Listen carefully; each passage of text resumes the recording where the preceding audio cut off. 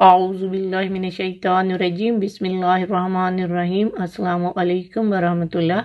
سورۃ النساء نمبر 20۔ وَإِنْ أَرَدْتُمُ اسْتِبْدَالَ زَوْجٍ مَّكَانَ زَوْجٍ وَآتَيْتُمْ إِحْدَاهُنَّ قِنطَارًا فَلَا تَأْخُذُوا مِنْهُ شَيْئًا أَتَأْخُذُونَهُ بُهْتَانًا وَإِثْمًا مُّبِينًا۔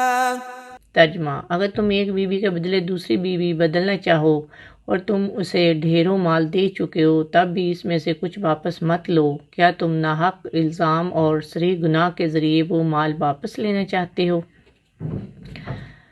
جہاں پہ بھی عورتوں کے ساتھ حسن سلوک کرنے کا حکم دیا جا رہا ہے، بتایا جا رہا ہے بیوی کو چھوڑتے وقت اس کو دیے ہوئے تحائف واپس لینا بڑا گناہ ہے۔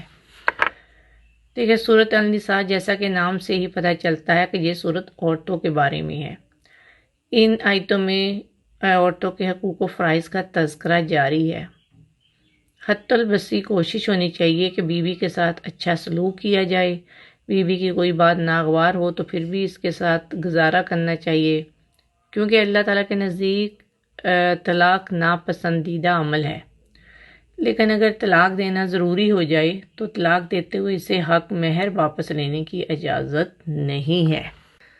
اہل عرب میں یہ طریقہ رائج تھا کہ اپنی بیوی کے علاوہ کوئی دوسری عورت انہیں پسند آ جاتی تو اپنی بیوی پہ جھوٹی تہمت لگا کر اسے چھوڑ دیتے، تاکہ جو کچھ اس کے پاس ہے وہ واپس کر دے اور طلاق حاصل کر لے۔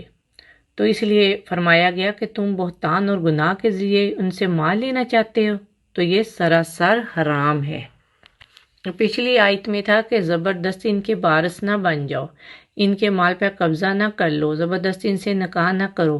اب اس بات کی اجازت دی گئی ہے کہ اگر بیوی کے ساتھ نواح کی کوئی صورت واقعی نہ رہے اور اگر خامد نے بیوی بدلنے کا فیصلہ کر لیا ہو تو ایسی صورت میں خامد نے اس کو جو بھی گراں قدر تحفہ دیا ہے یا کوئی اور قیمتی چیز، گاڑی، بنگلہ یا جائیداد دی ہے تو اس میں سے اسے کچھ بھی واپس لینے کی اجازت نہیں۔ اس سے پچھلی آیت میں اس بات کی اجازت تھی کہ اگر عورت بدکاری کا ارتکاب کرے یا حد سے زیادہ گستاخی کرے تو اس کا حق مہر ضبط کیا جا سکتا ہے۔ اب اس اجازت کو لوگ کہیں غلط استعمال نہ کرنے لگ جائیں، اسے منع کرنے کے لیے حکم جاری کر دیا گیا کہ بلا وجہ عورت پر تہمت لگا کر اسے دی ہوئی چیز واپس نہیں لی جا سکتی۔ بلا وجہ عورت پر الزام لگانا اللہ تعالیٰ کے نزدیک تہمت لگانے کے مترادف ہے، اور یہ ایک بہت بڑا گناہ ہے۔ بیوی کو گفٹ یعنی ہبہ کی کوئی چیز اس سے واپس نہیں لی جا سکتی۔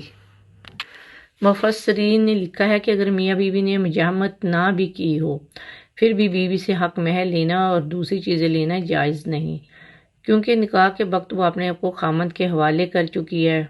قرآن مجید میں سورۃ البقرہ آیت نمبر 227 میں ارشاد ہے، باہمی محبت کو فراموش نہ کرو، جس کا مطلب یہ ہے کہ طلاق ہونے کے بعد میاں بیوی میں دشمنی کا رویہ نہیں ہونا چاہیے۔ حدیث میں رسول اللہ صلی اللہ علیہ وآلہ وسلم نے فرمایا، اپنی صدقہ یعنی ہبہ کو واپس لینا اس کتے کی طرح ہے جو کہہ کر کے چاٹ لیتا ہے۔ فرمایا گیا، تم احدہن قنطارا، تم اسے ڈھیروں مال دے چکے ہو۔ اس سے معلوم ہوتا ہے کہ زیادہ مہر کی کوئی حد مقرر نہیں ہے، خامد اپنی حیثیت کے مطابق جتنا مہر دینا چاہے دے سکتا ہے۔ ایک مرتبہ حضرت عمر رضی اللہ تعالیٰ عنہ نے ممبر پر خطبہ دیتے ہوئے فرمایا، عورت کے مہر زیادہ مقرر نہ کرو۔ تو ایک عورت نے یہی آیت پڑھ کر سنائی اور کہا، اے امیر المومنین، اللہ ہمیں حکم دیتا ہے اور تم منع کرتے ہو۔